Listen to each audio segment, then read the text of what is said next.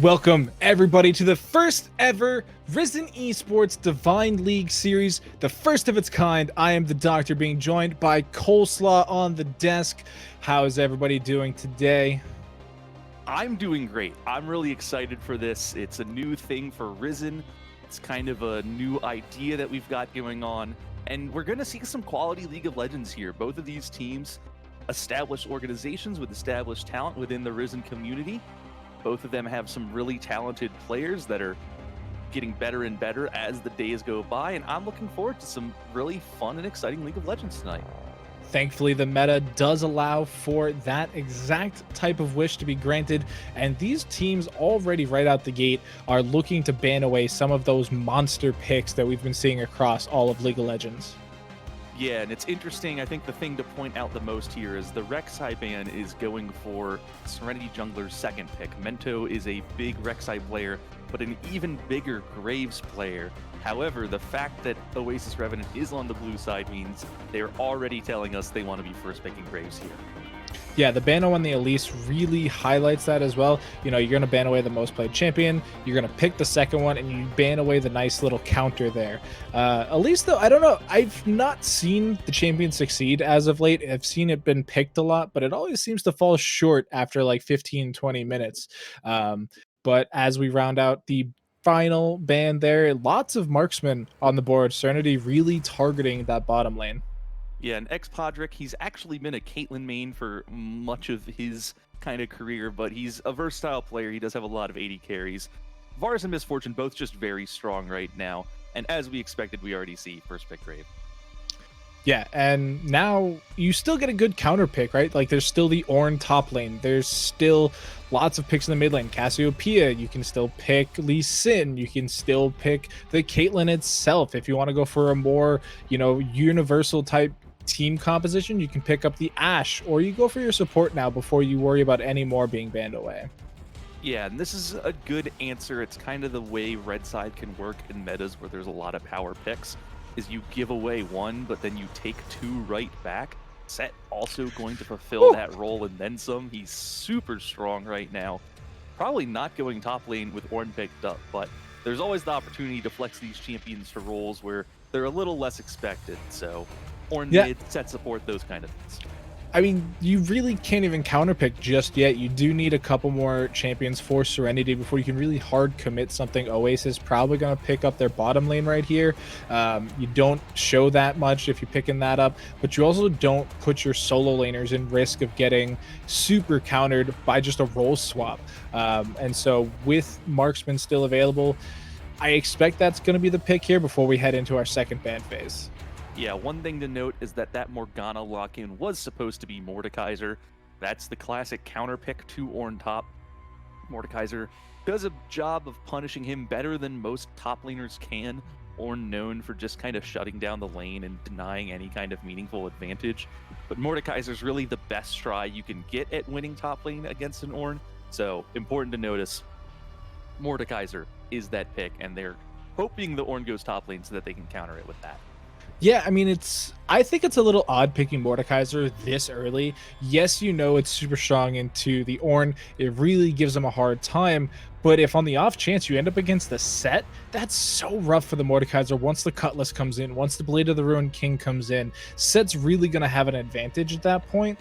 And even post 6, there's not a whole lot that Mordekaiser can do to this Set. And if Set gets ahead early on, he really takes over games.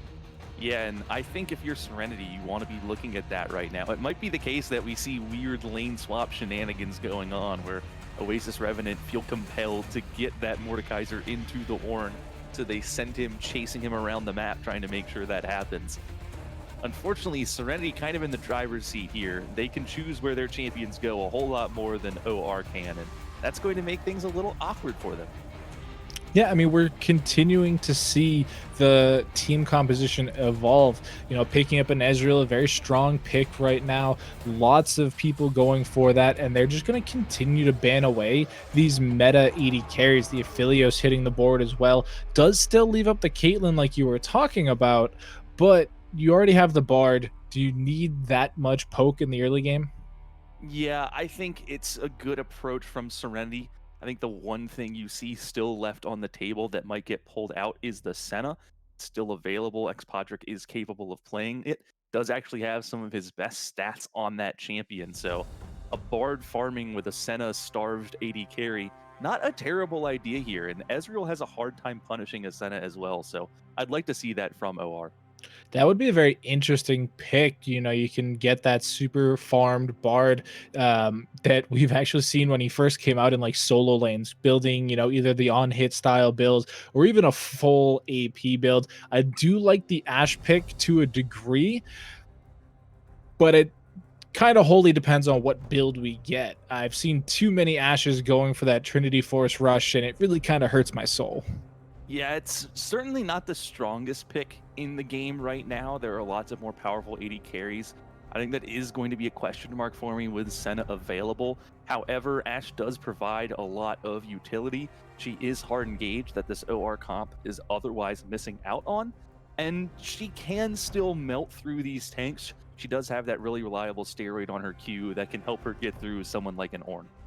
It also makes it really difficult for the Ornn set to be the engage. You have that Enchanted Crystal Arrow and the volley for both the offensive display, like you were talking about, or they can, you know, use it as a disengage tool. If the set starts running at them or the Ornn horn comes in, you send that out, you block the second cast of the horn, and then you can able to hopefully run away safely. But a Yasuo Gragas coming in finally for Serenity, that's a huge pickup.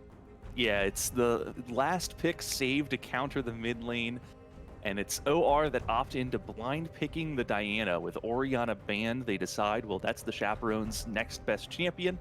It'll probably be okay into any matchup, but the answer of Gragas Yasuo, a little terrifying with Gragas on the table. I think you had to anticipate it, and that's going to make mid lane a very dangerous place to be. You're just always at risk of getting knocked up by one and then ulted by the other, and that's a kill 90% of the time. And if you don't have flash up, it's a kill every time, no problem.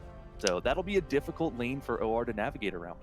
Diana in particular, though, I think is fairly well equipped to be able to dodge, not so much dodge, but survive a lot of that potential engage. You know, this Gragas Yasuo composition super strong into like dainty mages like the Orianna, the Syndra, things like that. Whereas Diana's pretty beefy, you know, is going to be picking up that Roa, gonna get stacking on that, maybe a double Doran's just to stay alive in the early game. And combo that with the shield, she's uniquely tanky while still being able to put out a good amount of damage. So we'll have to see exactly how that plays out because, like you said, Gragas Yasuo is super, super deadly, but Serenity's composition as a whole, I feel, is super strong. You know, it's very easy to execute. They don't have to worry about any outplay style mechanics. They just have to press R a lot. Yeah, and they have a lot going for them in terms of scaling. It's Horn, it's Yasuo, it's Ezreal. Yasuo famous for the 10 death power spike. If you can get there without dying 10 times, it's even better. As soon as you have your 100% crit, you're really rolling on that champion. He can melt through these squishy carries on OR. Ashe and Graves both very vulnerable, so I'd agree with that assessment. I think this draft is pretty plainly in favor of Serenity. There's also no true tank for Oasis. You know, they're kind of betting a lot on the Graves getting ahead and being able to snowball the bottom half of the map. Hopefully the Mordekaiser can control the Ornn enough solo and doesn't need too much from the Graves. But if you're not able to get ahead on the Graves, you kind of fall behind on the wayside. You don't do enough damage. You're not super tanky. And since we have, you know, set Gragas, who are really good initiator tools, especially when combined with the Ornn, it's really tough to see how the composition of Oasis Revenant's going to come together when it comes to like these big team fights. Yeah, I think what they need to be looking to do is just roll the early game here. They have these two melee mages in Mordekaiser and Diana who do not play well from behind at all. They're lacking a little bit in wave clear, which is a concern. Diana, her Q can get through some things, the Crescent Strike helpful, but aside from that, it's basically going to be up to Xpodrick on the Ashe to clear waves, which can be a dangerous game when stepping up just a little too far puts you at risk of getting Gragas ulted, and then Yasuo's right on you right after that, and it's just a bad time. So I think they're going to need to look to win early. They do have this advantage in the jungle matchup. They do have a winning lane top. They're going to need to leverage those draft advantages, what they have going for them, and basically try to run this game over. I think the longer it goes, less they win early, the more trouble they're going to be in. And so, as we see the final swaps coming through, we do see that it is going to be the set support into Ash Bard. I do want to ask you quickly, how is that exactly supposed to work? I know Set is pretty aggressive when it comes to the bot lane, being able to use that face breaker to really start engages. But I mean, Bard and Ash, he's going to have no way to get in, right? Yeah, I think that's going to be difficult. I definitely agree. Bard really good at kiting back. If Set has minions behind him, he's just vulnerable to getting stunned. Of course, Ashe, a fantastic poke champion. The more volley of arrows she throws out, the more Set's just going to be sad. He can start running at her and she just slows him back down. So I think you're likely not going to see a whole lot of aggressive trading coming out of the Serenity bot lane. But the one redeeming thing they have going for them is that they have this Ezreal. And if any AD carry is good at still staying relatively afloat in a hard losing lane, it is that Ezreal. I think it won't be impossible for him to stay close to even on farm. And the one thing to look out for is that Set is going to be useful when there are ganks coming in, when there are roams, because Ashe and Bard, they can't lock down everyone. Bard can't really stun everyone when they're coming from different directions. The slow can only come out every so often. And so if there's a Gragas running in who pulls aggro, and then you see that Set walking up, that's when he's going to be extraordinarily useful and fantastic at punishing this immobile Ashe AD carry pick. All right, folks, we are going to take a short break while we load on to the Rift. Stay tuned as we head into game one here between Oasis, Revenant, and Serenity. We will be right back.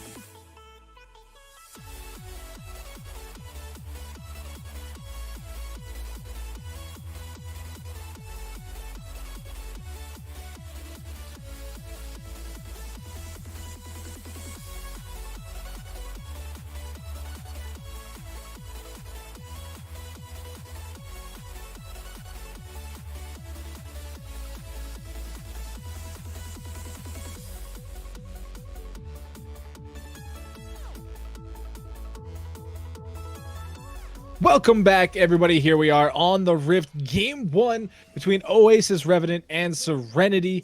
And this is the first ever Divine League matchup. And I am being joined by Coleslaw. I am the doctor. And so, Coleslaw, we missed it in our draft phase because we were so focused and tunneled on Tick's set support. But Chaperone is taking this Graves into the mid lane. Yeah, I missed it because I thought it was just a terrible idea. Um, Not to say it is a terrible idea, I just didn't consider it as a better idea to sending the Graves jungle. It's an interesting lane matchup to be sure. We've seen Graves mid in pro play here and there. It does have some serious redeeming qualities. I think the big issue here is that the cost is that instead of a winning jungle matchup where you have this Graves in the jungle able to exert so much pressure, instead you have a Diana who's really not all that strong into a Gragas. And I think Scouting Ground going to struggle to pull out to an early lead like OR need relative to how he would be able to do it if he were just on the Graves. Does it kind of bring into question, though, if they're even thinking about playing for the early game? Are they more so going to try and focus on this late game hyper carry that the Diana Ashe Mordekaiser combination can be? Perhaps. I'm not sure. I think that approach would make more sense if you weren't playing against Ornn, Gragas, Yasuo, and an Ezreal for that matter as well. These are all champions that also have excellent scaling. And if I'm OR, I really don't want to be playing towards a scaling win condition, but I mean, I can't claim to be an expert in this mid lane matchup. Maybe they think that the Graves is going to be very good into Yasuo. Windwall, of course, a very valuable spell in that matchup, but it has a long cooldown, can only be used so often, and Graves may be able to punish Yasuo anytime that spell is down, so. Pretty easy, you know, not so bad, not so hard. But I think one thing that the Graves might actually excel at is because of his unique auto attack, that anytime we see the Yasuo dash in, it's an almost guaranteed big strike. Like every pellet of that auto attack should theoretically connect. Yeah, it's definitely interesting. I'm curious to see how this lane plays out. So far, we do see it going the way of the Chaperone. It is only level 3, so there's a lot of game left to be played. There's that jungle Gragas that he's going to have to play around eventually, but it's going to be, I think, a highlight of this game is seeing exactly how that matchup goes, and we'll see if this unexpected swap from OR pans out as time goes on.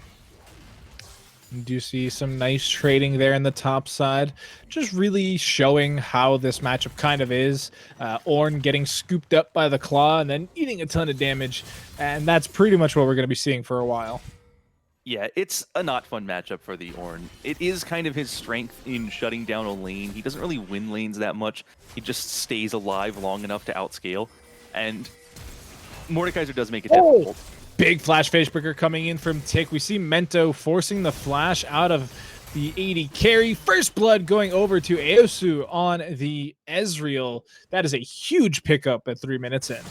And it's a tragedy for Paralysis. I think we saw the Bard waiting for the magical journey to be available, and it just wasn't. And so standing in that alcove did not get the job done. Paralysis chose not to burn flash, just went down. And first blood for the Ezreal, exactly what you want to see if you're...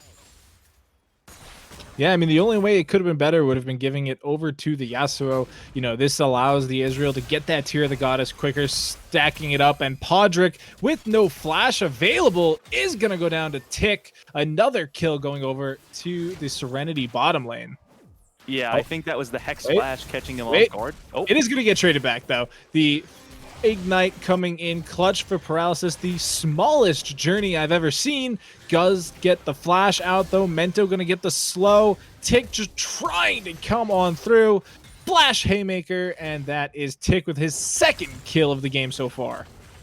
Yeah, as I was saying, I think it was first Podrick getting just surprised by the Hex Flash set.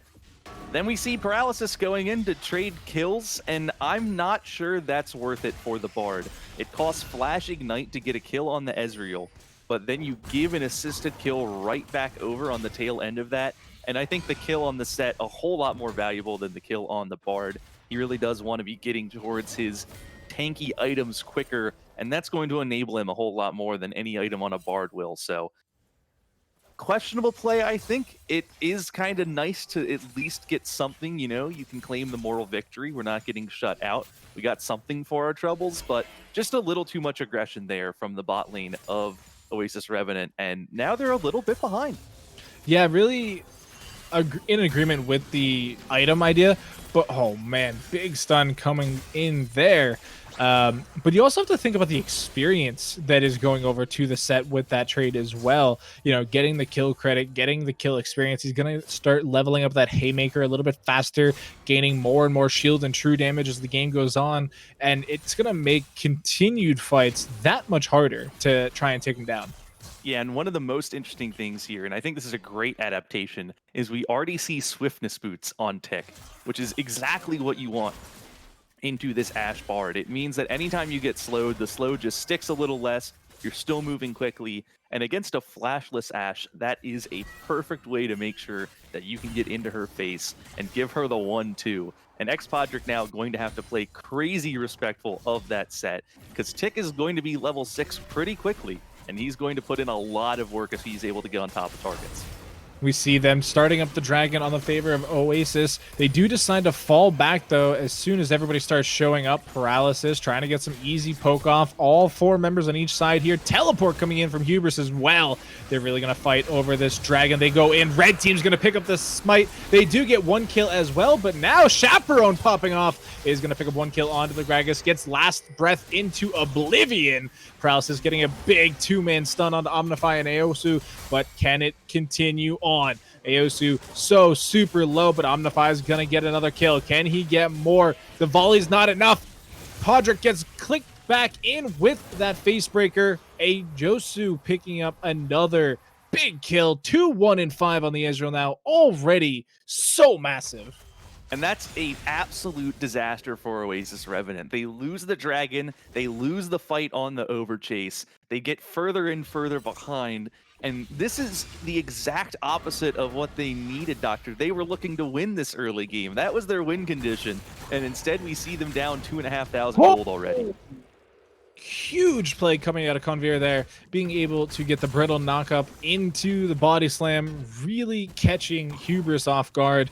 Not that there was really much for him to do anyway with no flash, but it's just cross-map disaster. Yeah, and make that 3,000 gold. I barely finished saying 2,500 before they grew it even more. Just another surprise play. Really good tempo from Mento. The dragon had just gone down. Hubris thinking, well, of course, they just took dragon, they'll reset. Instead, it's this Gragas on the warpath all the way to top lane as quickly as possible. And Hubris finds himself flashless shoved under turret, and that's just another free kill.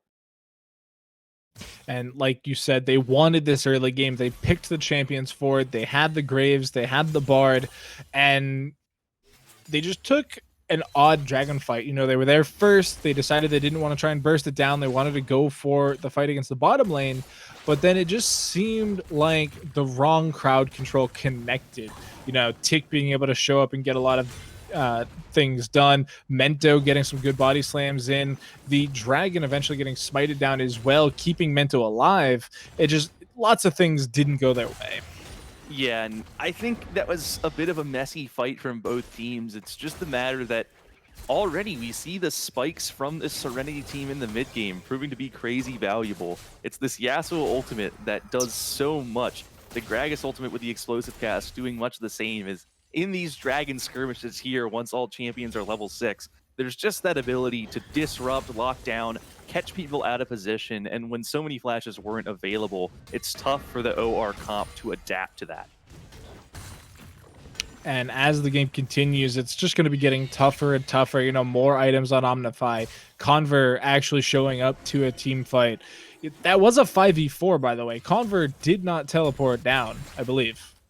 Yeah, and I mean, what else is there to say? I mean, they got the Rift Herald while we were talking about this. Our directed camera helpfully not showing us go down at all, but it's at least a silver lining here. They've been a little too aggressive here with these immobile flashless champions here and there, and I mean, look for anything you can get. It salvaged the bad situation. The Herald's going to hopefully help them out a little bit. One of the tricks, though, when you're losing a game already is trying to find the value for that take. It's easy to be behind enough that Herald can't do anything for you. We do see the Death Realm coming out. Convert going to be able to get the both parts of the Ornhorn. He's going super low, but no longer in danger as the realm ends. And really good defense there, you know, keeping alive in a sticky situation.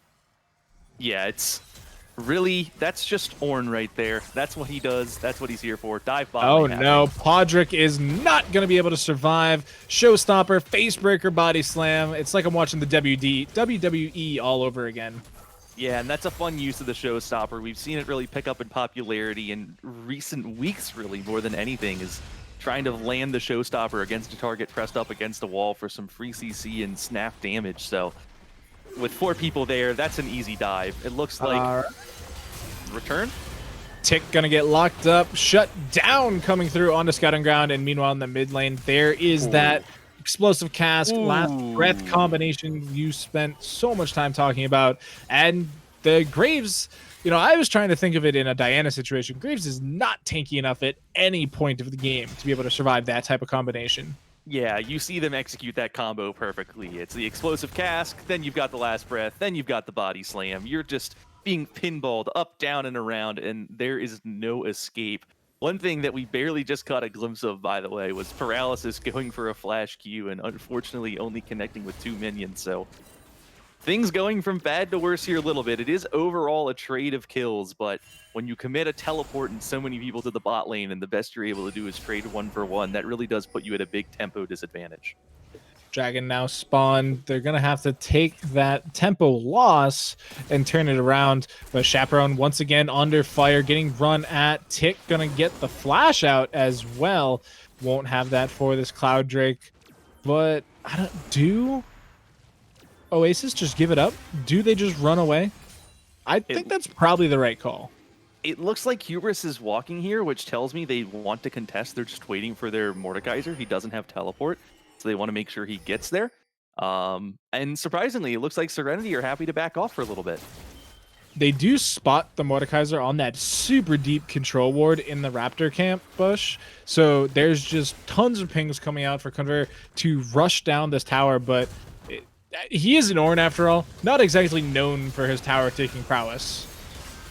Yeah, and I think what we see here is Serenity deciding with their lead and with their scaling potential, they just don't need to risk a dragon fight. If the game was going to go wrong for them, if there was going to be an opportunity for them to lose, that probably was the time and the place. If they just wait another 5 minutes and they don't try and go for the super speedy soul, then they're probably going to outscale. So I think that's what that decision is. Going to get popped. Flash Facebreaker coming out. Tempered Fate lands onto 2. Showstopper bringing Paralysis back in, though. Meanwhile, the Enchanted Crystal Arrows just not enough to take down Mentos Gragas. Tick going to be able to pick that up with the Ignite. Death Realm coming out onto Omnify, who is forced to flash away. He may end up surviving yet. Never mind. Shutdown coming through from Hubris. Can he get more on the Tick? The answer is maybe. But Hubris, though, now super low, just in time for Aosu to show up. Podrick's trying to win this awkward 1v2, but Aosu picking it up instead. And now Hubris, just out of range of the Facebreaker, is going to be the only surviving member of his team. And that was aggressive. Yeah, that's an interesting fight to be sure. The Dragon already down, so it's really just fighting over the Herald drop in the mid lane. A lot of scrapping, a lot of kind of confusion as people get split out. You see Oasis Revenant, they get so many people so low, and they're just not able to convert on any of those kills.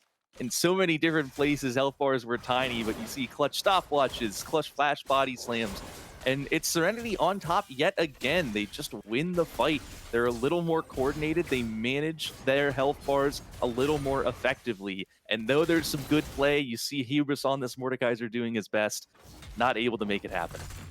Yeah, I mean, it's just really tough to win a fight when on a 1-to-1 individual scale, your champions are just weaker at this stage of the game. Like, Graves isn't doing as much as Yasuo. Mordekaiser's doing more than Ornn, but Diana's doing so much less than the Gragas. So it kind of evens out. And the bot lane's, yes, we have an 0-4 Ashe, but she's still able to send out these Enchanted Crystal Arrows and try and get something done. Like, that's still useful to a team fight.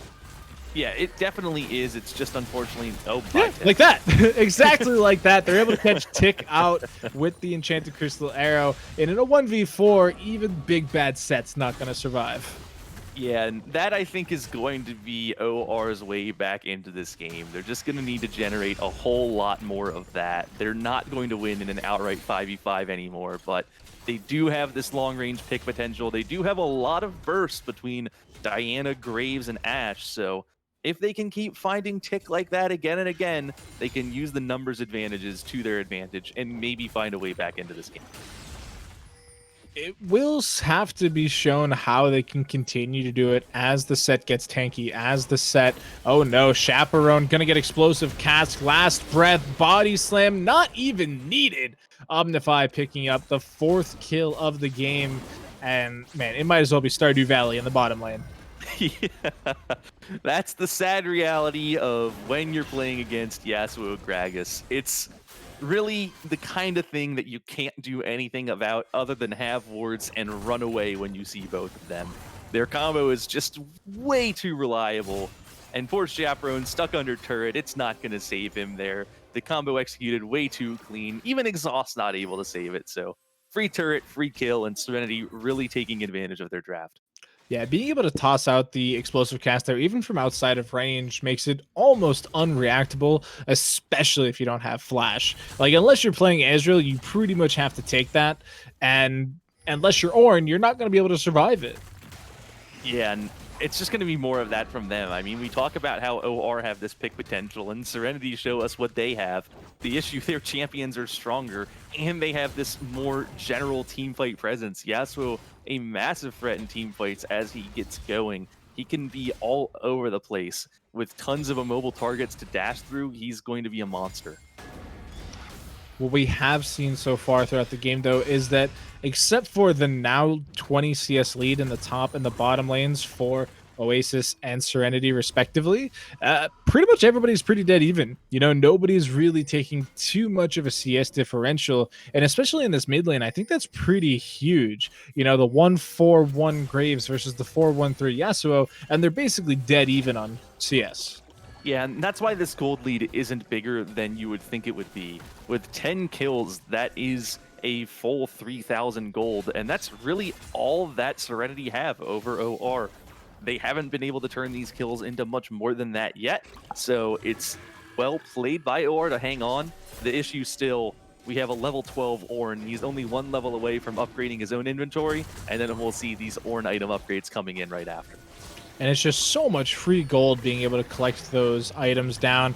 And now is going to be another big team fight. Infernal Dragon is going to be the prize. Already Scouting Ground is down. Paralysis not long afterwards. The last breath coming in huge. Double kill coming through for Ejosu. And now Hubris stuck in the Death Realm. Set's going to flash over the wall, which seals Hubris's fate.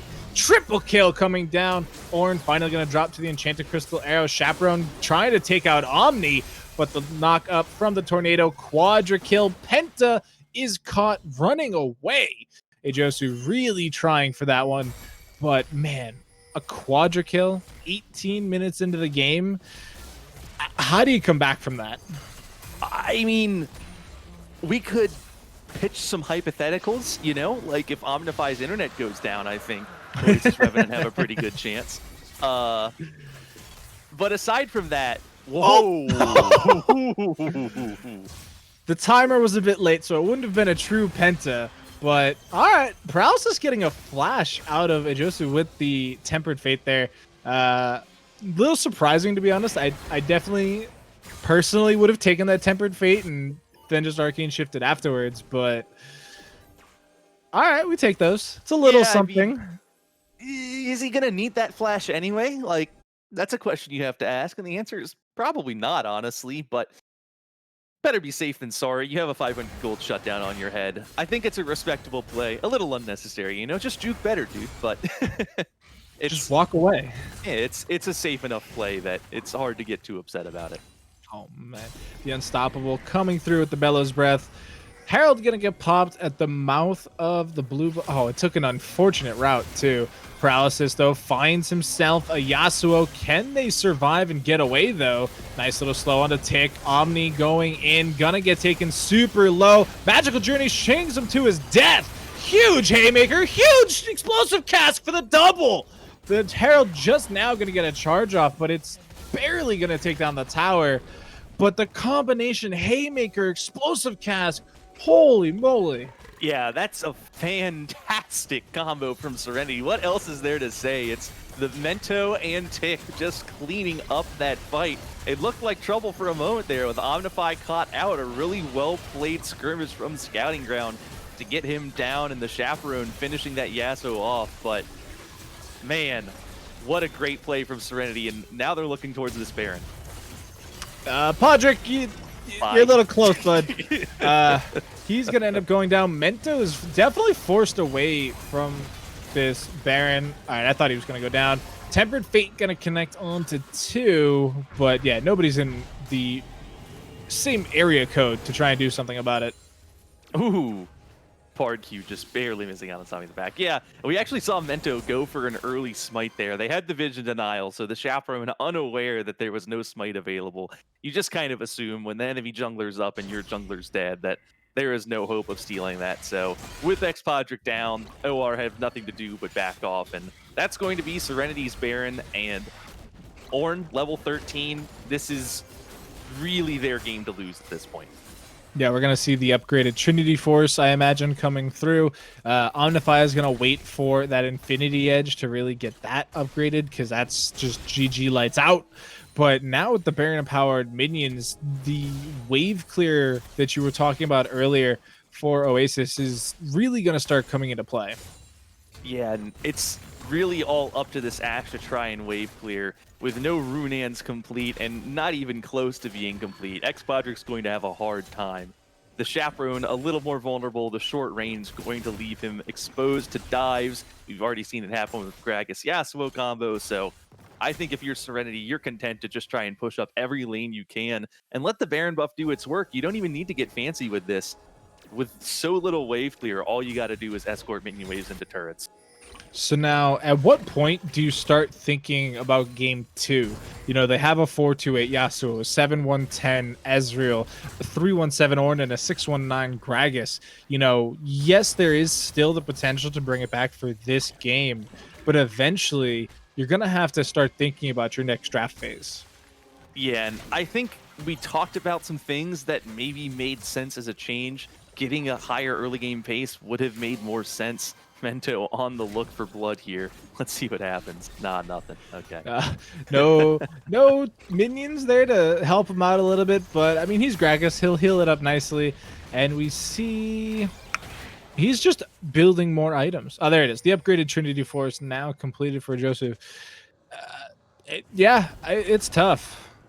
Yeah, I mean, it's League of Legends. Anything can happen, but not anything can happen, and this is almost impossible. Oh, huge face breaker, showstopper combination.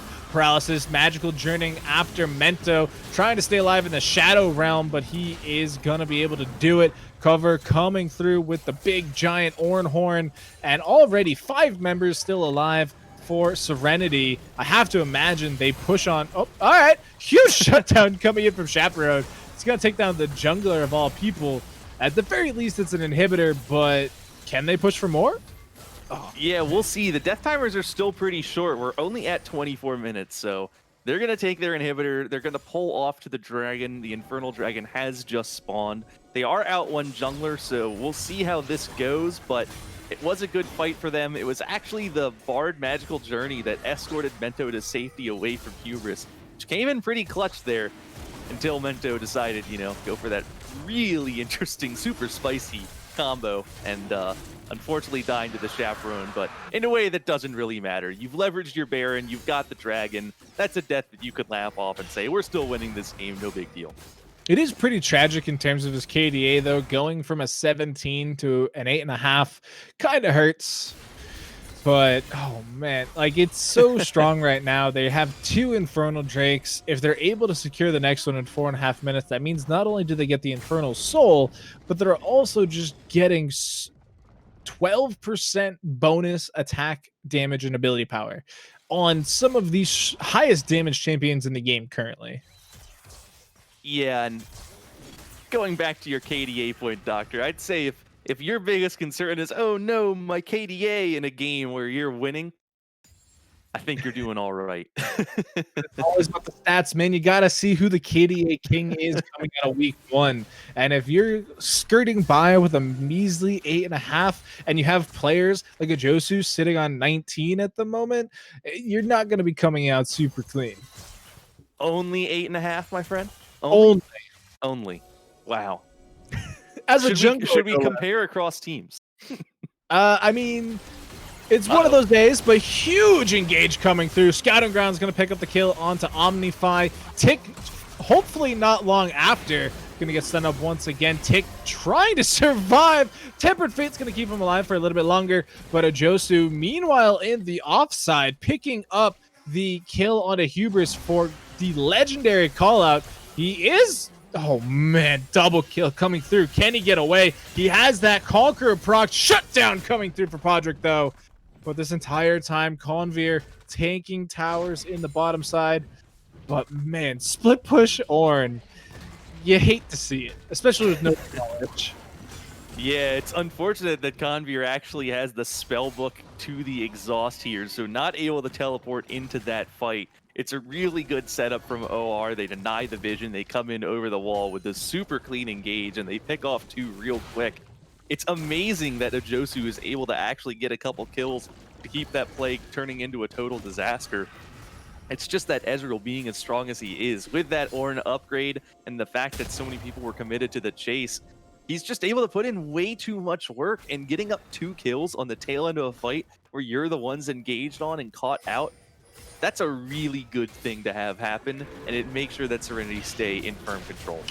So just as they go to start the second Baron of the game, we see the Blade of the Ruined King upgrade coming through for Omnify. That signals to me that they think the game's about to end, because otherwise, why wouldn't you wait for the Infinity Edge? Yeah, I think it's a matter of this is a good thing, and we could wait for a better thing, but we'll just take the good thing because we don't need the best thing here. You've got the Zanya's Paradox that you could upgrade for the Gragas, but, you know, it's hard to get too picky here. You've got a second Baron, and I think at this point, Serenity are thinking, well, let's push for the win, and worst comes to worst, we've got the Infernal Soul coming up in a minute and a half. Yeah, I mean, they already have super minions in the mid lane. They're grouped up as 5, which means there's probably going to be no contest for the second inhibitor either. But, oh man, Hubris is just taking a lot of damage. Yeah, and it's this Yasuo is still only on 50% crit here. Doesn't even have the crit cloak yet, so. Triple cannon minion Baron empowered with Ashe as your main wave player. We see the engage coming in. Flash Phase Breaker, Last Breath combination. Scouting Ground is done and dusted. Meanwhile, the Showstopper brings the rest of the team into the fight. Omnify is going to find himself in the Shadow Realm fighting for his soul. And it is not... Oh, man, he's actually going to survive. Zonia's means Hubris is going to go down. Omnify walks away with his soul. No Exodia yet this game, but that is going to do it, folks. Game 1 are going to go the way of Serenity here in the first ever Divine League best of 3. And Conveer doing a little dance in front of the fountain. A convincing, dominating Game 1 win from Serenity. They were in control the whole time. They picked the scaling comp and won early anyway. What else is there to say? Not much. I think everything for the last like 5 minutes or so has been had to be focused on game 2, as it is a series. It is a best of 3. You get one throwaway. And when you look at the team compositions, as you can see on the screen, you know, there weren't bad compositions. It's just that Serenity's was more cohesive, I feel. Yeah, there was a clear vision. They have all of this kind of wombo synergy. They have a scaling synergy. They have a really safe bot lane that won't get punished very hard in the early game, and they're content to wait it out. And I think when that happens, you need to see OR adapting to that. We see them opt into a mid laner that doesn't really win lane super hard early, and a jungler who isn't as capable of pumping out pressure. And I mean, just the first fix is swapping those two champions back. Keep Graves in the jungle where he can outpace a Gragas. Keep Diana in the mid lane where she has this ability to kill a Yasuo at level 6 if he just missteps a little bit. Instead, you see kind of a losing-ish mid lane and a jungle matchup that doesn't go their way. And that's a disaster for OR. So I think we're going to need to see them draft to a clearer win con, draft Oh, with their opponent's draft in mind, and try to figure out a way to get themselves a leg up. that Ezreal damage just basically off the chart. It's tough to deal with that type of dominancy as a essentially melee composition. And so we're gonna have to wait and see what Team Oasis Revenant decide to change up in their draft in game 2 to see if they can try and pull out a victory here week 1. And so we're going to take a short break, guys. Stay tuned for more League of Legends action. We'll be right back.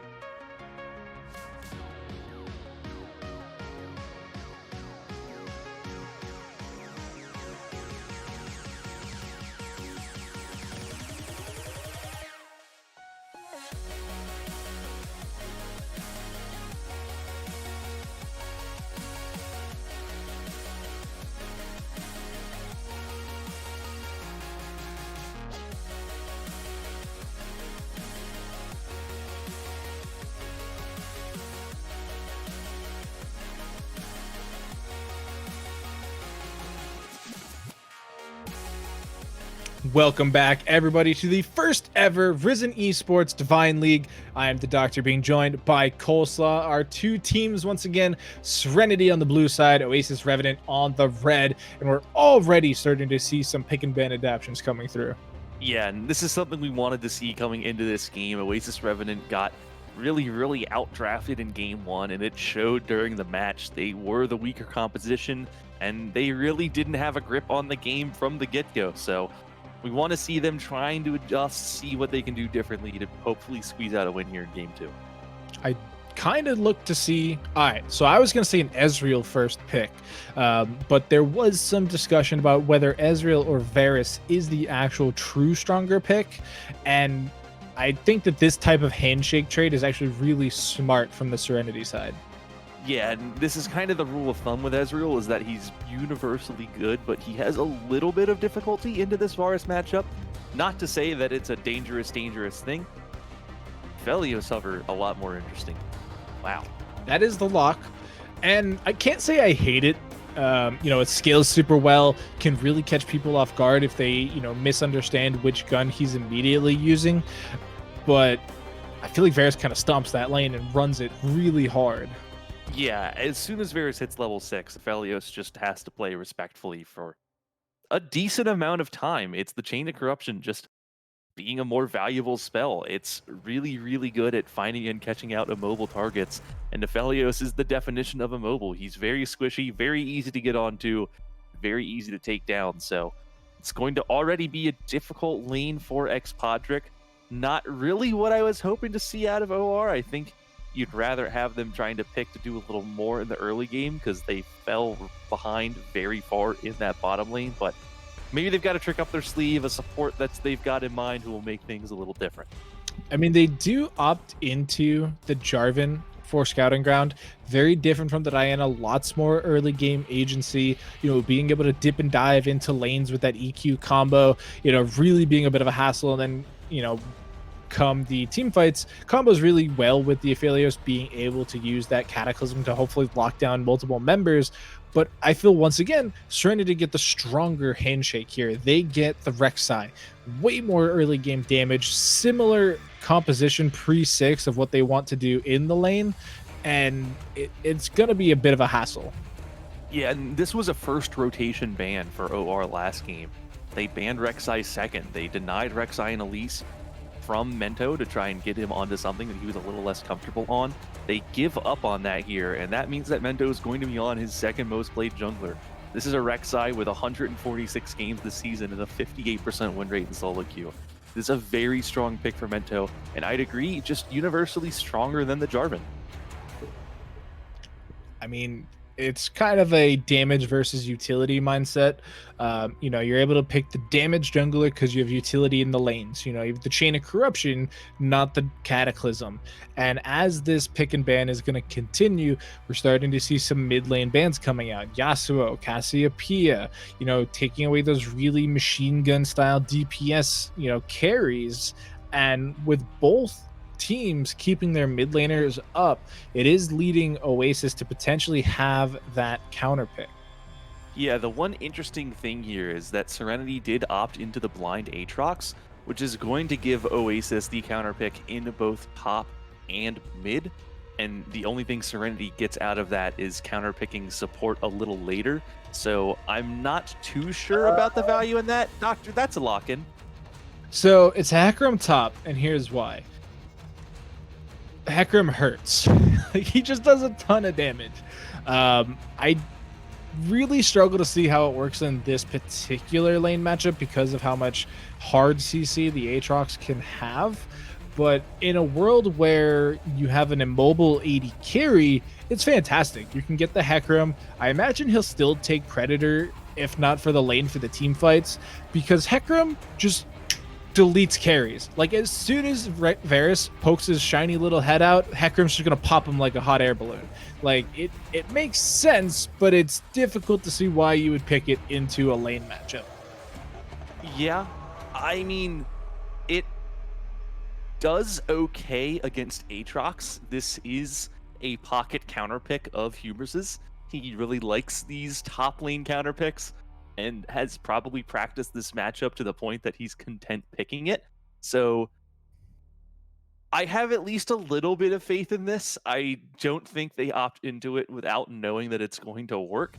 Uh, but we'll have to see. I agree it's a little suspect. It's a unique pick for sure, and it is very vulnerable against all of this CC from Serenity. But maybe it's got some merit to it. And now that the draft is complete, we're seeing an almost reversal of fortune. Game one, Oasis Revenant picked the more early game style champions. They ended up falling behind early, which kind of bit them in the behind because they weren't able to scale quite as effectively as Serenity, and the game just quickly came out of their control. This time, though, Serenity, with the much more early game focused composition, and Oasis Revenant are going to be looking to bring this to the 35-40 minute mark. Yeah, and I really, really love this Kassadin pickup here as the last pick in the draft. It's a great matchup for Kassadin to stay alive. Anytime he can get picked into a melee AP champion, he thrives. And as we all know, Kassadin, once he hits level 11 and then 16, he goes from Kassadin to Kassa win. So Oasis Revenant, they do have a clear vision. I think they have better lane matchups here going for them. They've got more pick potential. They've got just a broader teamfight composition. Lots of good ultimates that they can combo together. So I like their composition a whole lot more here. I think this has been a great adjustment in draft for them. My biggest concern, though, is going to be coming to these first couple objective fights. Game one, everything kind of fell out of control at the very first dragon fight. They were the ones to initiate it. They get pushed off it a little bit, and then once it goes down, they decide to go for that all in. And they kind of spiraled after that point, whether it was a mentality thing or it was just their champions not being able to do enough. And so now that they do have this scaling composition, Aphelios, Kassadin, and Hecarim are not exactly fantastic at their first item breakpoint. They do need potentially two or more, and that first dragon's going to be alive and contested well before that. Yeah, and this is kind of the thing that you can do with a scaling comp, and I think it's what Oasis Revenant is going to need to do is just play passively for a little bit. You can obviously go for proactive plays. You want to use this Jarvan, you want to be ganking, but you don't want to be contesting 5v5 on an objective. So what you want to do if you can is sneak an early dragon, get a gank down onto the bot lane that just gives you a little pressure, convert that into one dragon, and be content with that. Because as soon as you have one, you're pushing that soul timer out far enough that you are not at risk of giving up soul before your composition comes online. At 23 minutes, that can be a problem. Kassadin won't be 16.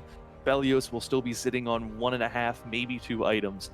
And that soul fight for Oasis, if it's too early, can be damaging. But if they can get one from a gank, from a teleport play, anything of that sort, and just push the soul timer back, then they can give away some dragons without making them into big team fights, and then they can be really looking to comfortably outscale. So that does put a very expensive timer on Serenity. They have to be well aware of exactly that style of game plan. They need to be acutely aware of that first dragon timer and the potential ganks that come with it as a very immobile composition.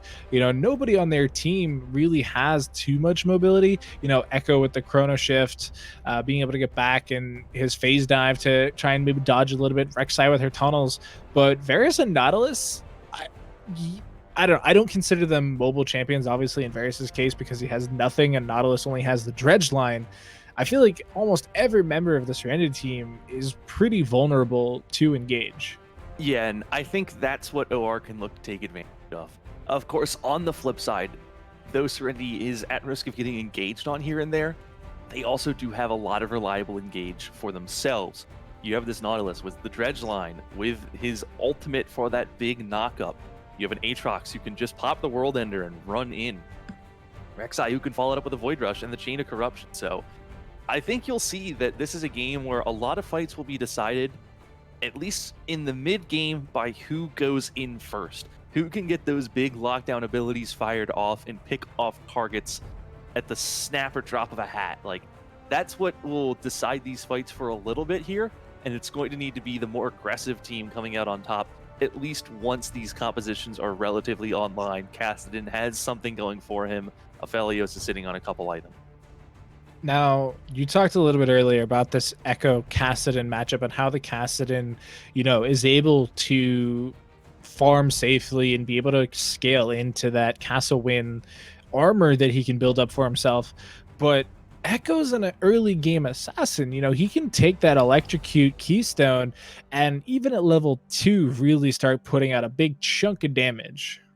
Yeah, it's not a free lane by any means. No lane for Kassadin is. He's really not a champion until he's level 6. And so it does need to be played with some respect. I think the issue is that if Kassadin just sits back a little bit and plays towards knowing that he will eventually outscale, it's okay to step away from some caster creeps every once in a while. Go down 10, 15, 20 CS at, 15 or 20 minutes. That's not the end of the world. It's giving over the kills that is. And so it's going to be up to the chaperone to play it safely, play it respectfully, take some good trades. Kassadin isn't a sitting duck. If Echo just goes for over aggressive trades, tries to force it too hard, that's when the punish can come out, especially when there's a Jarvan fourth around the corner who may be able to gank at any point in time. All right, and so as now we see the compositions fully coming together, do you think Oasis Revenant have made the appropriate changes coming into game 2? I like this draft a lot better. That's what I'll say about it. I think it comes with a clearer vision. They have a counter pick that they seem to be confident in. They have a mid lane counter pick that gives them this scaling advantage. They have a clear win condition. Now it's about executing on it. Will it be enough? We're going to have to see, but it definitely is a lot better. They have made some serious improvements. They've given up less as well, so I think we're hopefully in for a much more exciting game too. All right, folks, that does it for the draft phase. We're going to be heading into the game phase in just a minute. We are going to take a short break while the summoners build this stage brick by brick painstakingly. So stay tuned, and we'll be right back.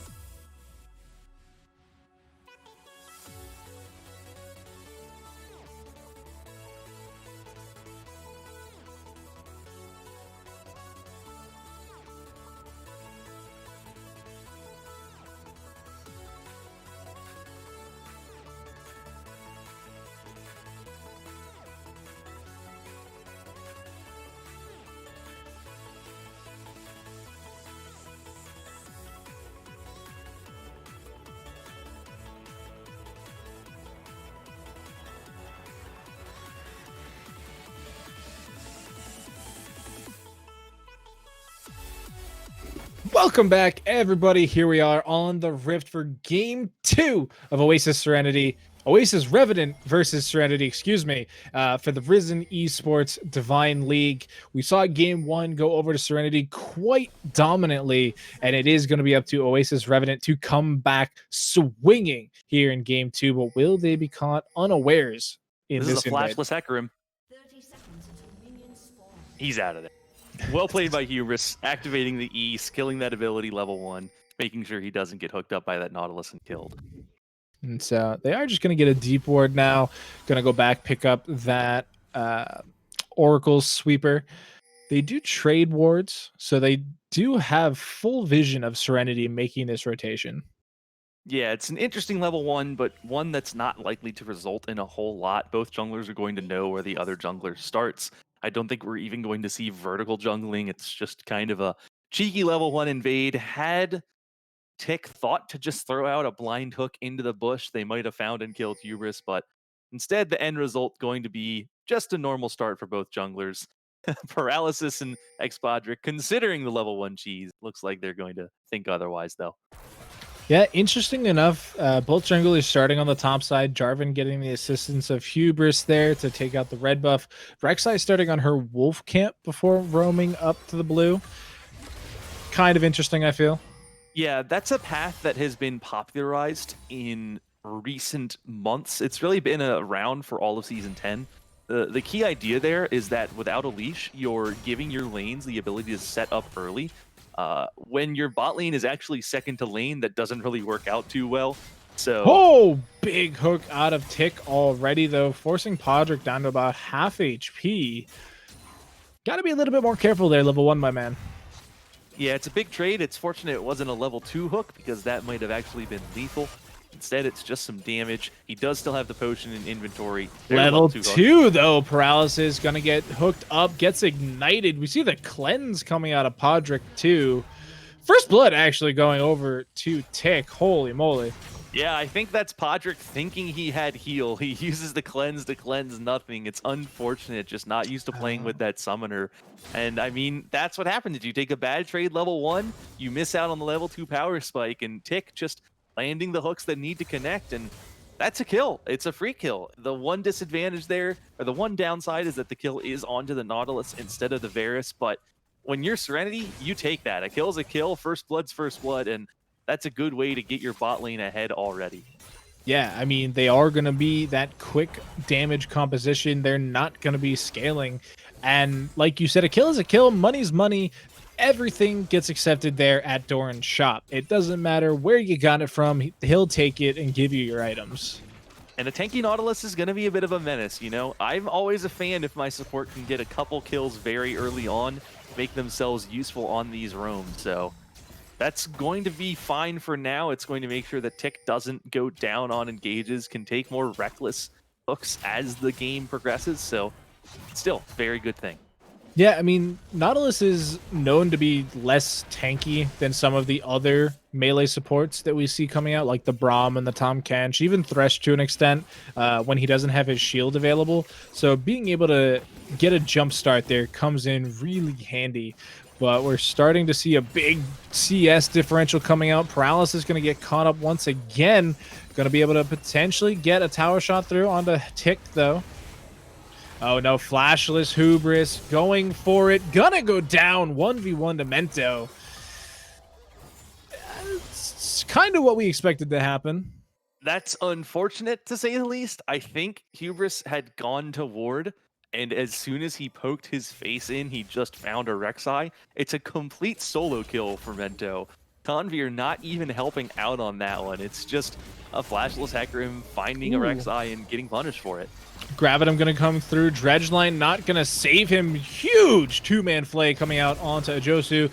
Podrick going to pick up one, gets the flash exhaust out of Ajosu, and now Convert getting a little bit of help from his friends. Hubris throws down the Ignite, has the Conqueror running, but it's just not enough in the 2v1. Convert going to take that home. That's kind of what you were talking about in that top side. Yeah, and that's what we call the Hishinshin TP, my friend. You die, you teleport back to lane, and you die again. It's a really good way if you're a top laner to lose lane and lose lane very, very hard. It's unfortunate for Hubris, but I think he did need to respect that his jungler just showed on the bottom side of the map. Rek'Sai is still very likely to be up near the top side of the map. And if I'm Convir when I see that teleport coming in, I'm immediately saying, hey, Mento, like, this guy still doesn't have flash. He's never going to have flash. You want to just come gank again? Lane's going to push into me. That's exactly what they do. And now we see an 0-2 Hecarim down 15, bordering close to 20 CS when Aatrox catches this wave. And that's going to be a disaster. This counter pick not working out at all. Down that much, it is not going to be a counter. It is going to be a struggle of a lane for Chris. Yeah, we can already see a decent freeze coming out from Conveyor too. Spent the teleport to get back in the lane to keep it alive. And with Rek'Sai going back to base, there's not much of a concern. But Hubris is losing this 1v1 quite difficult, or quite hard, I mean. Like, that's a rough life to live. I am surprised Conveyor didn't just pop the World Ender and go for it there with the flash advantage. I think he might have been able to get the kill had he tried, but choosing to hold on to it, just going to zone Hubris off and get more farm for himself. On the bottom side of the map, that's a dragon. That's what OR need. And so they get their own Infernal. They get some bonus damage to add on to their scaling a little bit. Next one going to be the Ocean Drake, offering some sustain to whoever is able to pick that one up. And it leads us into a potential Cloud or Earth Soul, which are pretty strong in their own unique way. Yeah, neither known to be these powerhouse dragons. Ocean and Infernal are the two that feel the most impactful. Just kind of see them happening when you get that extra damage or that extra heal. But a shield is not bad, nor is movement speed. And Cloud Dragon on a Kassadin just makes him that much harder to pin down.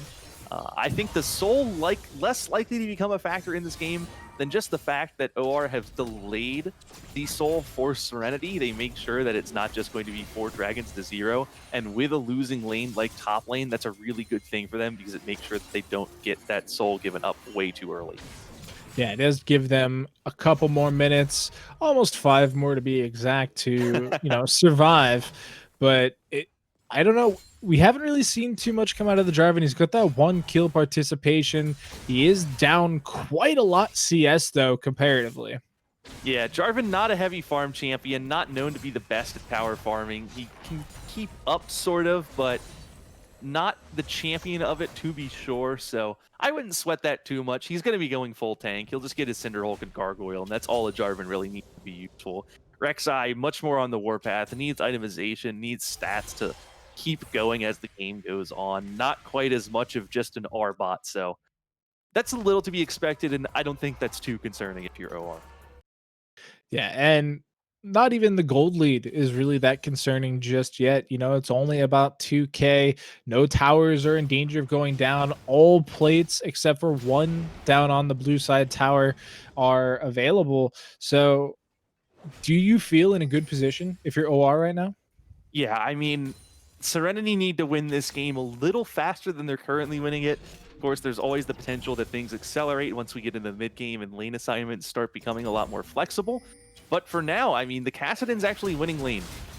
Oh, huge flash coming out of Scouting Ground. Going to connect onto a Josu. The flash in from Podrick as well. Going to give him 1 kill. Paralysis needs to lock up Tick to get anything left.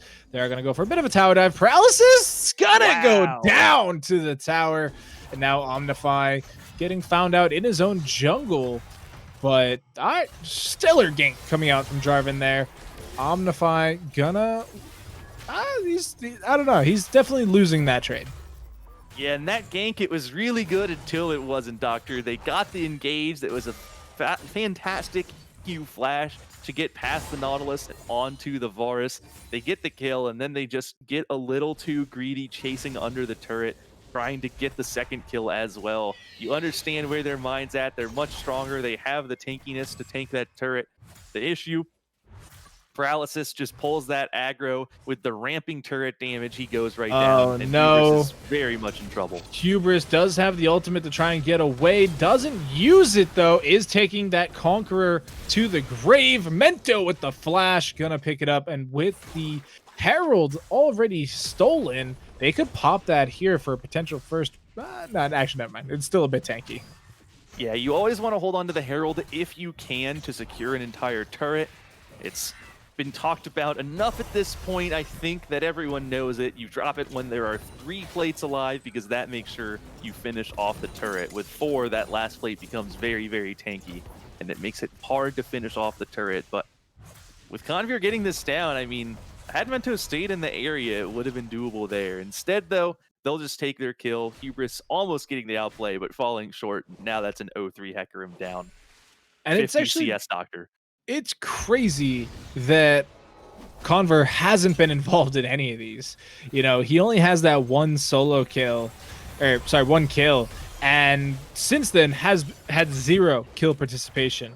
He is going to be up in money simply due to the amount of CS he has the lead on, but also 2 tower plates are huge. That is 320 gold and effectively a kill in and of itself. Yeah, and you see the ganks, though they're not giving kills to this Aatrox, they're just giving lane pressure. Hubris down a full level at this point, going to make it much harder for him to fight the Aatrox at any point. And it's Convir zoning Hubris off in general that's actually setting up these solo kills. It's an assist not in effect, but in practice, you know, it really is this lane pressure that makes sure that Mento can clean up the pony time and time again. And so now that the second dragon is spawned, you can start seeing pings coming through from both sides, making sure that they can get the potential vision control. I don't know. Is this a scary dragon fight for OR? You know, they're not that far ahead most places. You know, they do have a Cutlass available for a Josu along with the Berserker Greaves, whereas, you know, Podrick on this Aphelios only has components. Yeah, I think they're doing okay on the bottom side of the map. You can look at the gold. It's actually a lead for the Kassadin in the middle. It's close to dead even for the 2 marksmen. Support's similar. There's a bit more gold on the Nautilus because he did pick up that first blood, but they're doing all right. They're not going to contest the dragon because they just don't really need to. And now they're vulnerable to a dive if that's what Serenity are looking to do. Oh no, the Dredgeland's going to connect onto a minion. Gives the kill. Paralysis going to be able to hook him under tower. That is going to survive, actually. Holy moly. Mento flashing forward, going to get another killing spree started. Conver showing up onto Paralysis as well. Shutdown coming through. Double kill for the Kassadin. Can Chaperone get anything more? He's barely going to survive. Not for long, though. One more auto coming out of his Josu. Coming in huge. Another on top of it. Double ace at 13 minutes. It's an ace.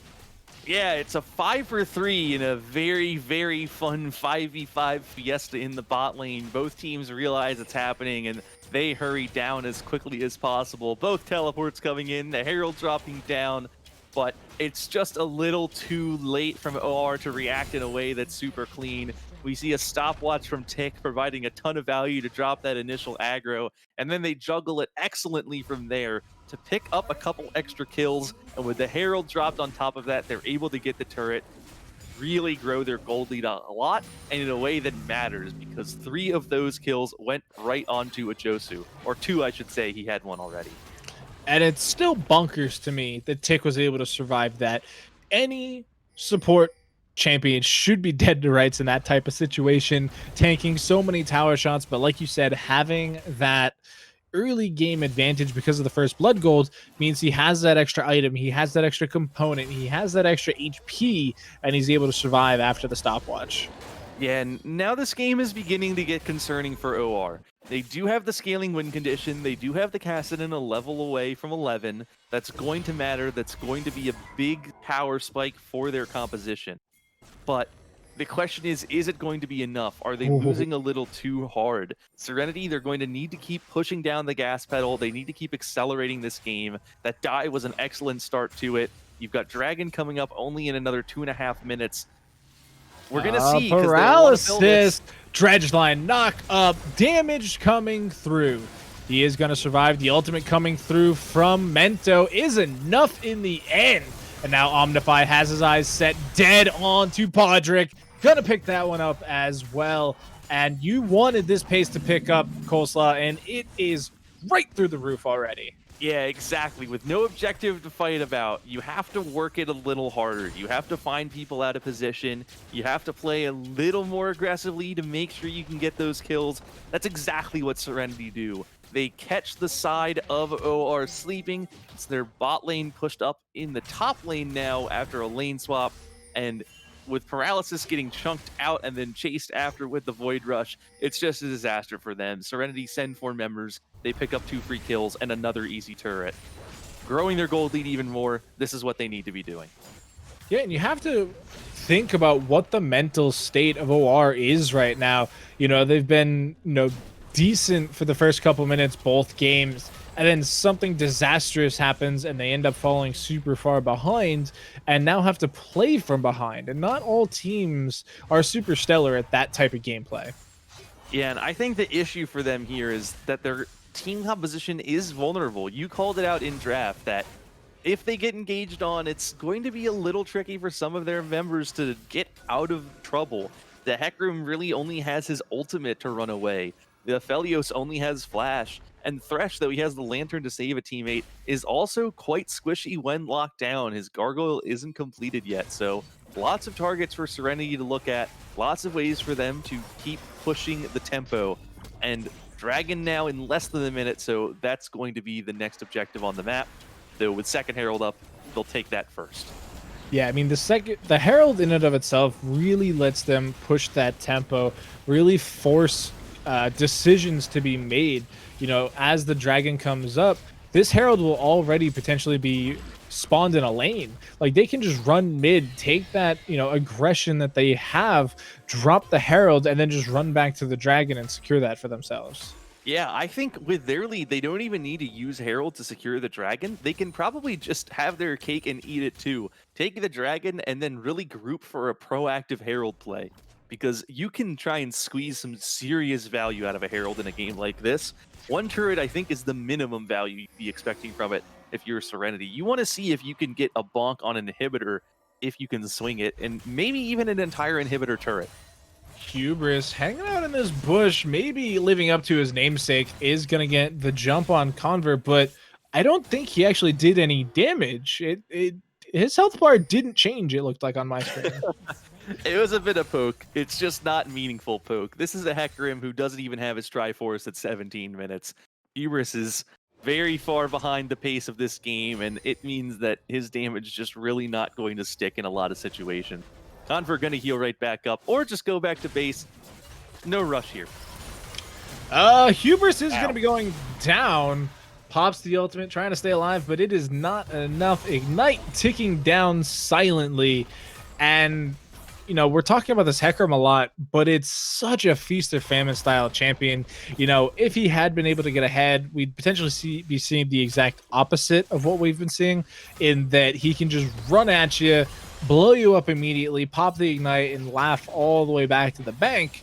But because he's in the famine state right now, not being able to pick up these items just now at 18 and a half minutes completing the Trinity Force, he's like a leaking punching bag. It's an interesting analogy, but one that I can agree with.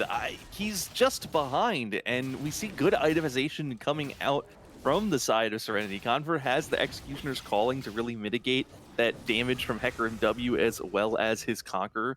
That's a big detriment to this Hecarim. He's getting close to his death stance. He's up, if those components were going towards the same item, Convert would be up a full item at this point.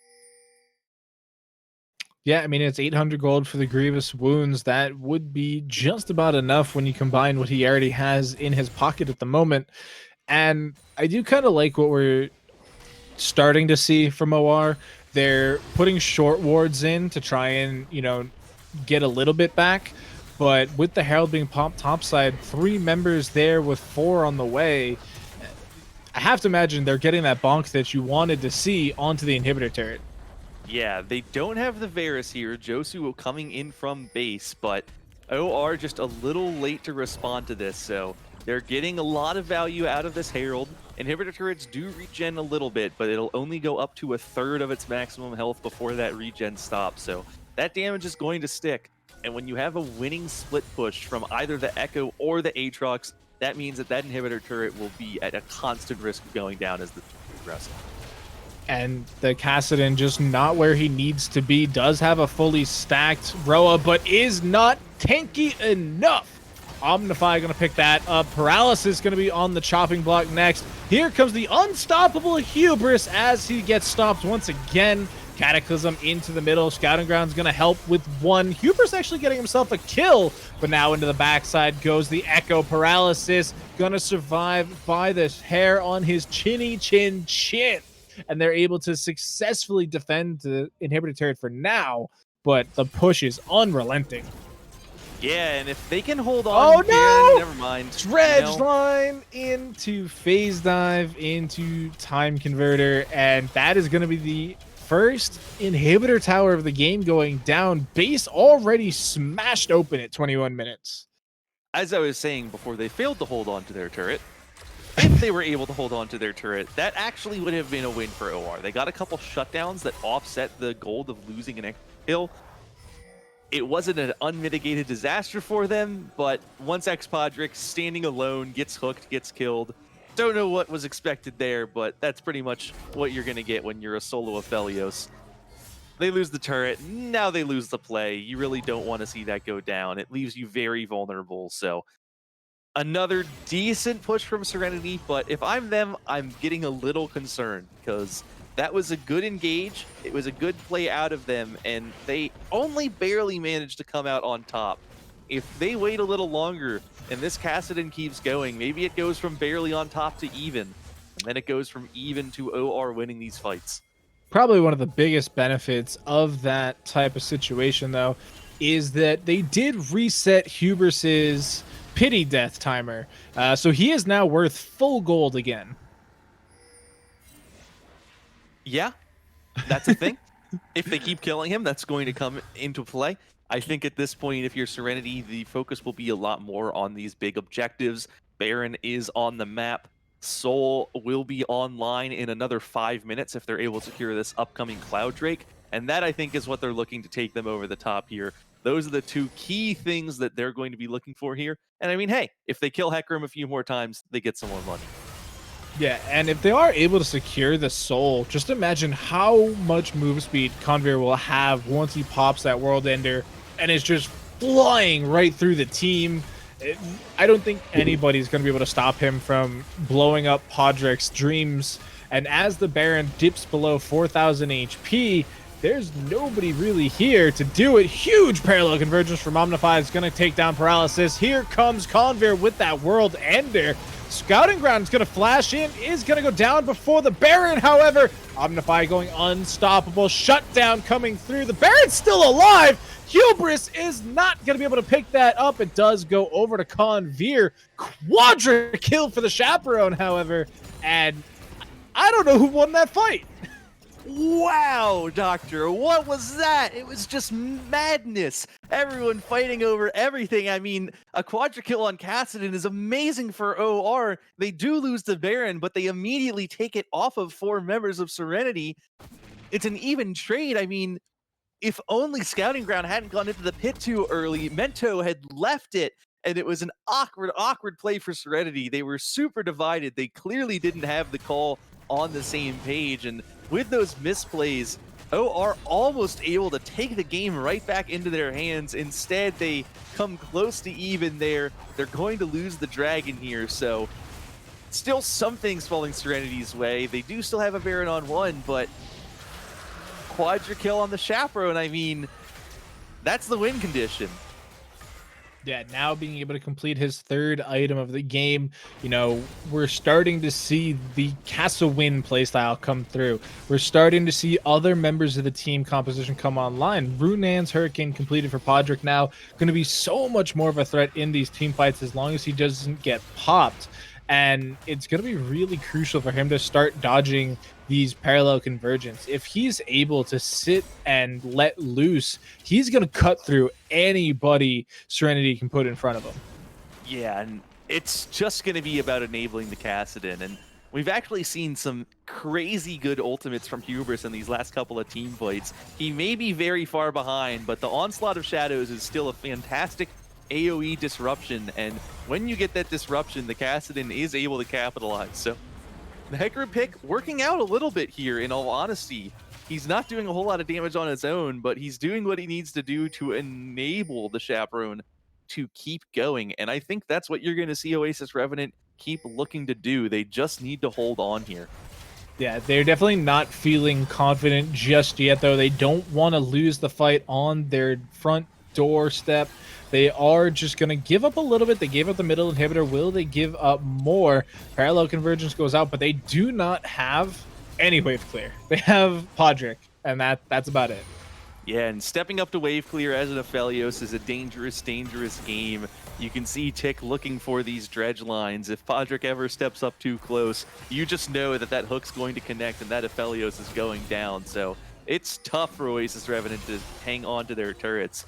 Maybe they need to force a fight. Maybe they're willing to lose the 2 inhibitors and play it slow. Power is going to go down just as Tick lands the hit. They are gone. Depth charge going to connect onto Chaperone, forcing him out of the fight. Chrono shift all the way back to the inhibitor. And as the fight continues, it's already a 1-for-0 in favor of Serenity. They're knocking on these Nexus towers. If they're able to close it out here, they are going to be the victors. They get a huge 4-man Cataclysm coming through. Chaperone's into the back line, pops the stopwatch. Mento going unstoppable. Double kill already for Chaperone. Now it's Podrick's turn to pop off with the Chakrams. Josu gonna go down. Triple kill already for the Chaperone. Once again, can he close it out with yet another Quadra? Yes, he will! As one Nexus tower goes down, one surviving with 5% of the HP, and OR are finally able to win a team fight. And now if you're Serenity, you're starting to worry. They're pushing for the end and they're not able to do it. They get absolutely wiped. They don't even get that many kills. It's only Hubris on the front and Scouting Ground on the back.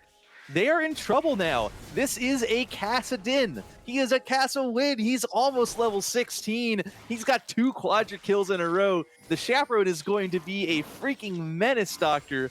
And if he can keep playing like this, maybe Oasis Revenant have a grip back into the game. Yeah, Podrick also not going down super early is very crucial as well. You know, able to dodge out that parallel convergence. It only landed onto 1 member. And with Scouting Ground coming up with that huge 4-man Cataclysm to really lock down everybody in a position that Podrick and Chaperone can let loose into, he needs to do it again. As this Baron comes up in about a minute, you have to be looking towards this Hubris Scouting Ground combo to really set up these carries to carry. Yeah, and this is still a dangerous, dangerous game state for Oasis Revenant. They have this Kassadin, they have started to scale. The Aphelios is on 2.5 items. That's a full Lichbane picked up by the Chaperone. They're getting there. The issue, Cloud Soul coming up in a minute. Baron coming up 4 seconds after that. There's objectives that they need to respect, and with 2 inhibitors down, there's a lot of things to juggle. If they push out too far, they're at risk of just getting backdoored, and that's something that they're going to need to keep an eye on because Serenity have a lot of ways to win this game. All right, it does look like the call is to collapse onto Conveer. He's going to pop the World Ender, trying to get away. Already going to be going down. Never mind, he has a stopwatch. Fair and balanced item. You love to see it. He is going down 20 seconds before the Dragon's actually going to spawn. And now we do have the Infernum Severum combination for Podrick as we head into potentially another team fight. Yeah, and that is level 16 for the Chaperone, so he is officially online, and that's a problem.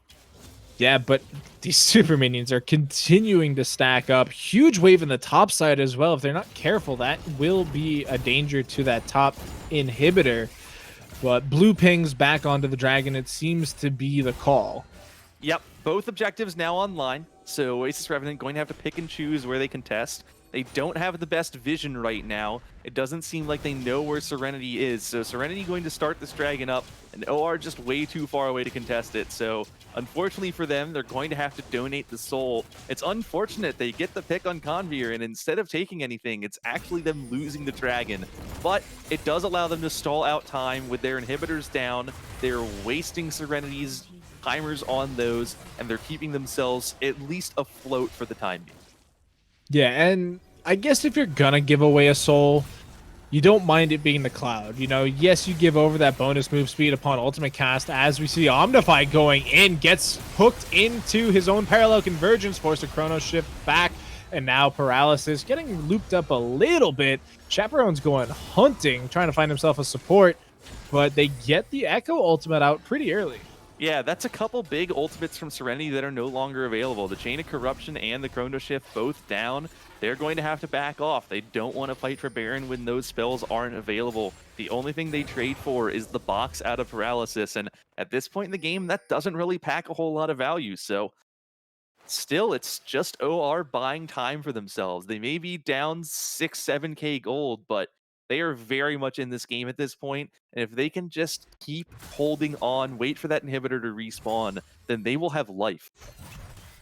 And it is actually seconds away. We can see Chaperone already engaging with the final super minion wave of that lane. Convier finding himself down there. He has teleport, which means he has to get matched by Hubris, who has been getting abused by this Aatrox for the last 31 minutes. Because they're able to get Chaperones out and that last little skirmish, it means he has to be with the team now.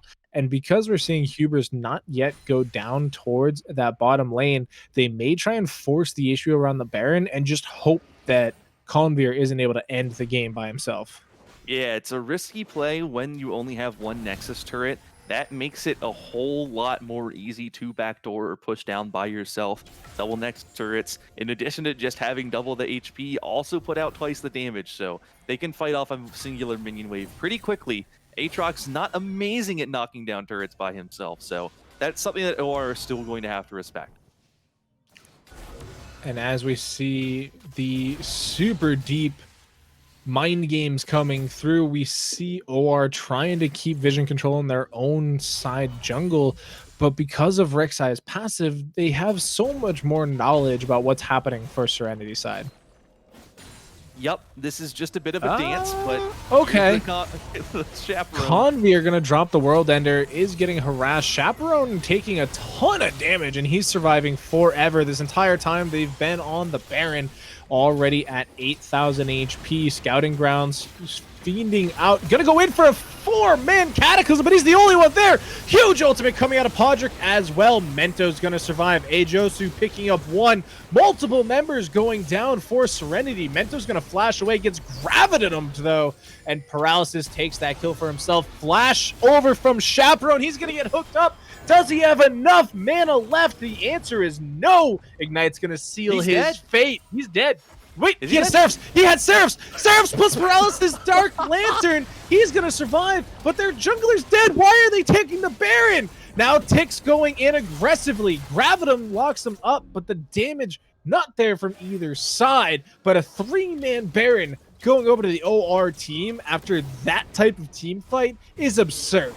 Wow, they managed to get everything. They get the kill bot lane, they send in the teleport. Serenity, they know, and the Kassadin shows on the other side of the map, it's do or die on the Baron play, so they commit to it, and they just aren't able to do it. And Oasis Revenant very, very smartly keep it leashed, keep that aggro pulled, it does not reset, and that means that Podrick and Paralysis are able to secure it. And now finally, with both inhibitors respawn, with a Baron buff on their team, OR can look to push. Tick's on vision. He's going to get slowed up by the Chaperone. Already popping him is this Kassadin. Quick pickup now, but now we see Omnify into the back. Gonna pop that damage drummer down, and the Chaperone is down! Kassadin is down, and the team fight is over! Hubris goes down. Paralysis goes down. Podrick is dead. Double kill coming through for Omnify. Scouting Ground, the only surviving member of this OR team, and pings instantly on the base. Serenity have their 3 damage dealers alive. They only lost their jungler and their support. That is going to do it, folks. They are going to win 2-0. There is simply no way Jarvan can defend against this. Oh, it's a heartbreaking way to lose. Everything finally goes their way, and as soon as it does, the Chaperone just gets a little too thirsty for that Nautilus, overchases, gets hit up by the Chain of Corruption, goes down to the Void Rush, and with him being the only win condition, that singular death is enough to spell an immediate loss for Oasis Revenant. A really sad way to lose the series and the game. Unfortunate that it goes that way. They were feeling so confident, overconfident, unfortunately. And Serenity, they're able to pull it out. It got a little dicey there. It certainly got interesting, but they do end up winning the series 2-0. Yeah, I mean, they definitely had the composition to punish that type of mistake. And Cassidy, unfortunately, is a champion that kind of falls to that Lee syndrome mentality where you hit a point of power where you're like, I can 1v5, and you think you're catching out the nice, simple support, and all of a sudden, everything just slats together perfectly, and you end up blowing, two rift jumps and a flash to try and get away from a Rek'Sai ultimate, only to remember that you kind of can't. Yeah, and the real tragedy there as well is Zanya's would have done the trick, just still on cooldown from the Baron fight. So sometimes it's just going to be that way, Doctor. You're powerful, but you overestimate it by a little too much. Tick just tanky enough to hold on and bait that final Rift Walk out. And that's all she wrote. And that is going to be your Serenity team going 2-0 here in tonight's Divine League. Best of three. It is the first week, folks, so there is definitely a lot of time left for Oasis Revenant to get their Ws. It is a double round robin with 16 teams involved, so you definitely want to continue tuning in. But as for tonight, we are done and over. I am the Doctor, being joined by Coleslaw here. Shout outs to Risen Esports and Mowgli the Cat, our producer for today, for allowing us to bring you this show tonight. And once again, congratulations to Serenity. Do you have any final words, Coleslaw? I mean, this is an exciting way to kick off the league. I'm excited to see what OR can do on the second round robin. We'll see if they can get some revenge. I think we saw a really good adaptation from them in game 2. If this was a best of 5, maybe they'd be thinking they could pull off the reverse sweep if they clean up their play. Good news is they'll have a second shot at Serenity in just a few weeks. So looking forward to that. All right, and that does it for us here. Thank you, everybody, for tuning in the chat. Thank you for putting your input in. It does help us learn as commentators. Thanks to you geniuses in the chat. I do love to see it. But be sure to continue checking out the Risen Esports social media channels for notifications every single time they go live, because they have so many games going on. You do not want to miss any of them. Between League of Legends and Valorant, they have everything your little heart could desire. And so we are going to sign off now, and we will see you next time.